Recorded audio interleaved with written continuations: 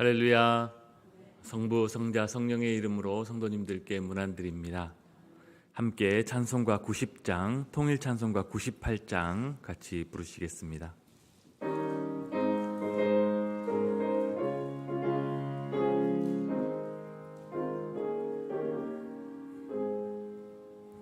주 예수 내가 알기 전날 먼저 사랑했네. 그 크신 사랑 나타나 내 영혼 거듭났네. 주 내 맘에 늘 계시고 나 주의 안에 있어 저 포도 비유 같으니 참 좋은 나의 친구. 내 친구 되신 예수님 날 구원하시려고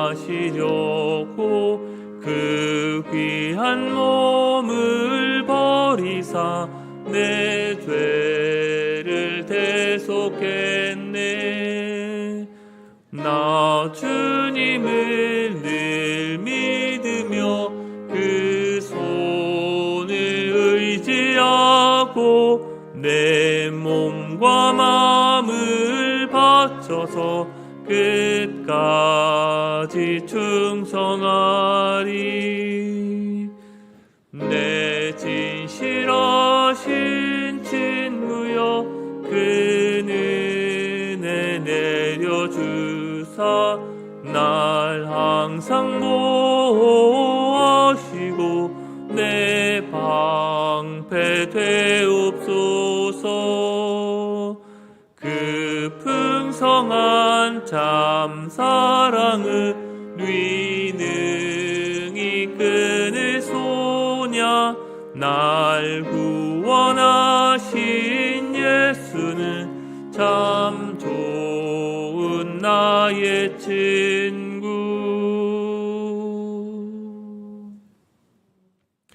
하나님의 말씀은 요한복음 15장 1절에서 6절까지 말씀 같이 봅니다.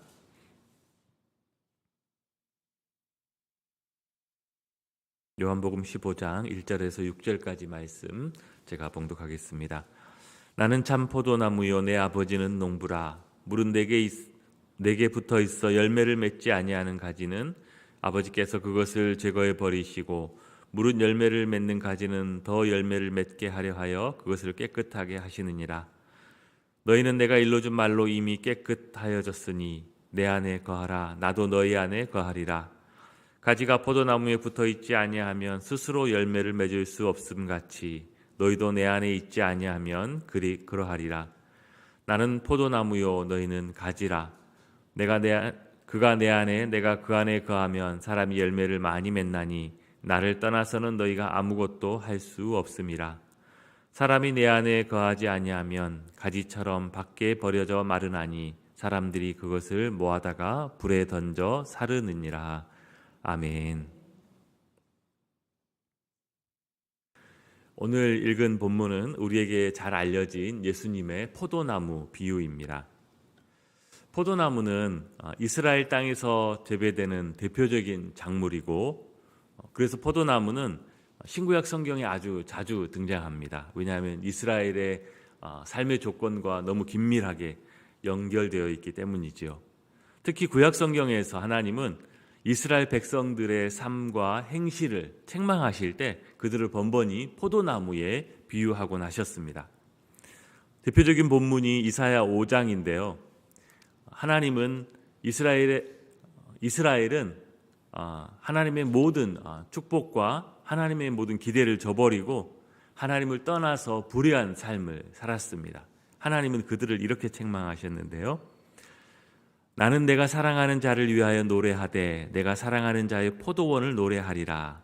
내가 사랑하는 자에게 포도원이 있으며 힘이 기름진 사내로다. 땅을 파서 돌을 제하고 극상품 포도나무를 심었도다. 그 중에 망대를 세웠고 또 그 안에 술틀을 팠도다. 좋은 포도 맺기를 바랐더니 들포도를 맺었도다. 예루살렘 주민과 유다 사람들아 구하노니 이제 나와 내 포도원 사이에서 사리를 판단하라. 내가 내 포도원을 위하여 행한 것 외에 무엇을 더할 것이 있으랴. 내가 좋은 포도 맺기를 기다렸거늘 들포도를 맺음은 어찌 됨인고.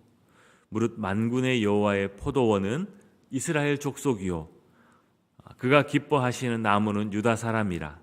그들에게 정의를 바라셨더니 도리어 포악이요 그들에게 공의를 바라셨더니 도리어 부르짖음이었도다 라고 합니다. 하나님은 이스라엘에게 약속의 땅 가나안을 선물로 주시고 이제 그들에게 모든 이방인들과 구별된 하나님과 동행하는 삶, 공의와 사랑이 넘치는 삶을 기대하셨습니다. 그렇게 하나님은 이스라엘에게 좋은 포도 맺기를 기다리셨는데 정작 이스라엘은 먹을 수도 없는 들포도를 맺었다라고 한탄하고 계십니다. 오늘 우리가 읽은 요한복음의 포도나무 비유는 하나님의 백성을 포도나무로 비유하고 또 그들의 삶의 행실을 포도나무 열매로 비유하고 있기 때문에 구약에서 나오는 포도나무 본문과 다소 그 구도가 비슷해 보입니다. 그런데 우리가 좀 자세히 조금 더 주목해 보면 구약에서 말하는 포도나무 본문과 오늘 신약 요한복음의 포도나무 본문에 아주 큰 차이가 있다는 것을 발견하게 되는데요. 다시 한번 잘 들어보시기 바랍니다. 구약 이사야 본문의 7절에는 이렇게 말합니다. 무릇 만군의 여호와의 포도원은 이스라엘 족속이요 그가 기뻐하시는 포도나무는 유다 사람이라 라고 했는데 오늘 요한복음 본문에는 나는 포도나무요 너희는 가지라 라고 합니다. 구약에서는 하나님의 백성 이스라엘이 포도나무였습니다. 그런데 신약에서는 예수님이 포도나무이시고 하나님의 백성은 그의 가지다라고 합니다. 이 차이가 왜 중요한지 조금 간단히 다시 한번 포도나무로 한번 설명해 보겠습니다. 여러분 포도나무가 열매를 맺으려고 하면 해야 될 일이 아주 많이 있습니다. 뿌리에서 양분도 스스로 끌어올려야 하고요. 비와 이슬이 올 때마다 그 수분을 흡수해 놓아야 하고 햇볕을 잘 받아서 부지런히 광합성도 해야 할 것입니다. 때마다 병충해가 오더라도 그 병충해들을 다 이겨내야만 하고요. 또 갑자기 전혀 예측할 수 없는 상황들, 들짐승들이나 새들이 와서 피해를 주어도 그것을 어떻게든 잘 견뎌내야 하겠죠. 그 중에 하나라도 제대로 하지 못한다라면 그 포도나무는 열매를 맺을 수 없을 것입니다. 그렇게 결국 그 모든 것을 제대로 감당하지 못했던 구약의 이스라엘은 좋은 포도 열매를 맺지 못하고 실패하였습니다. 기껏 먹을 수도 없는 들포도를 몇 개 맺고는 끝난 것이죠. 그러나 오늘 본문은 우리에게 말씀하시기로 이제 우리가 포도나무가 아니라 그 나무의 가지다라고 합니다. 우리가 포도나무가 아니라 우리는 가지이다라면 우리가 열매를 맺기 위해서 해야 할 일은 뭐가 있을까요? 만약 그 포도나무가 건강하고 튼튼해서 가지가 열매를 맺을 수 있는 모든 것들을 다 공급해 줄 수 있다라면 그 가지가 열매를 맺기 위해서 해야 될 일은 단 한 가지, 그 나무에 붙어 있는 것입니다.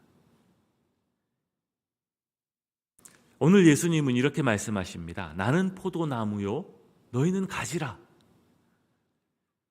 즉 이제 우리가 하나님이 원하시는 열매 맺는 삶에 있어서 성공할 것인지 아니면 또다시 실패할 것인지는 오직 예수님과의 관계에만 달려있다는 것입니다.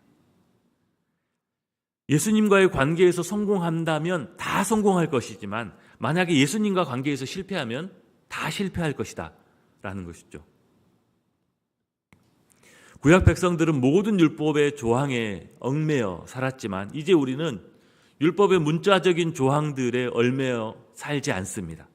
왜냐하면 예수님께서 그 모든 율법을 성취하시고 완성하셨기 때문입니다. 이제 구약의 모든 율법과 예언과 계시는 전부 다 예수 그리스도 안에서 재해석됩니다. 왜냐하면 그분이 바로 근본 하나님의 본체이시고 보이지 아니하시는 하나님의 형상이기 때문입니다. 그분이 바로 우리의 주요 온전케 하시는 분이시기 때문이죠. 이제 우리는 율법의 조항에 얽매여 살지 않은 대신에 오직 예수 그리스도를 향한 사랑과 그분에 대한 순종 안에서 살아가야 하는 백성입니다. 우리가 그분 안에서 살게 된다면 우리는 그분을 배우고 또 따라하면서 결국 그분을 닮아가게 될 것입니다. 그리스도의 장성한 분량에 이르기까지 하라는 그 가르침을 우리가 우리의 삶에서 보이게 될 것입니다.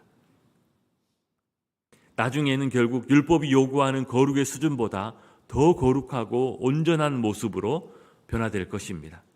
왜냐하면 예수 그리스도 그분이 우리를 거룩하게 하시고 우리를 온전케 변화시키시는 분이기 때문이지요. 우리가 찬송 중에도 그런 찬송이 있죠. 오직 예수 다른 이름은 없네.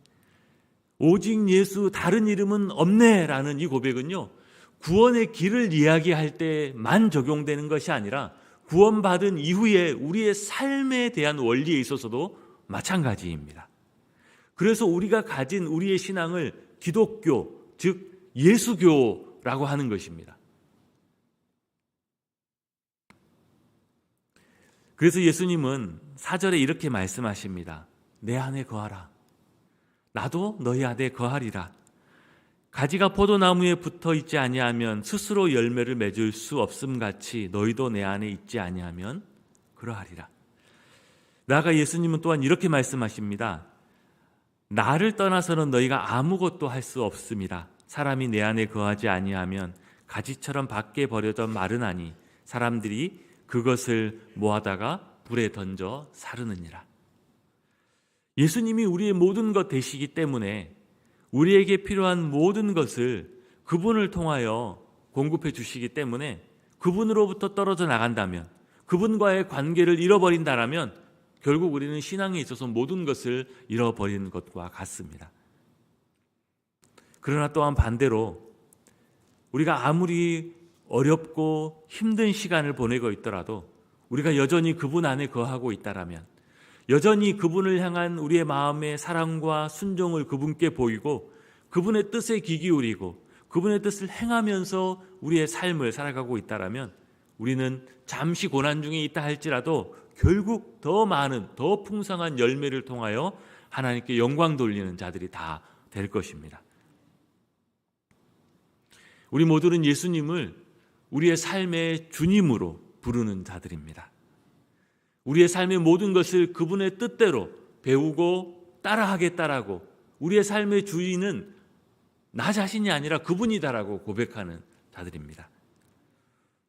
바라기는 우리의 모든 매일매일의 삶 가운데서 그분의 뜻이, 그분을 따르고 그분과 친밀히 교제하는 삶이 여러분의 삶 가운데 이루어지기를 소원합니다.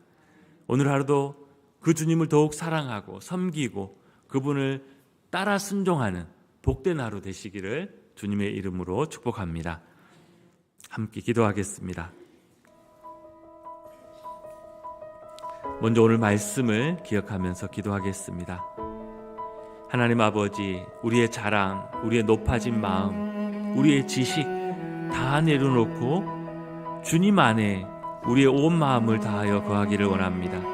그렇습니다. 주님은 보이지 아니하시는 하나님의 본체이시요 하나님의 형상이십니다. 오늘 하루 그분이 우리에게 베풀어 주신 모든 은혜를 다시금 다 기억하면서 그 예수님을 사랑하고 섬기며 그분의 뜻에 순종하는, 그분 안에 온전히 거하는 하루 되게 해 주옵소서라고 기도하겠습니다.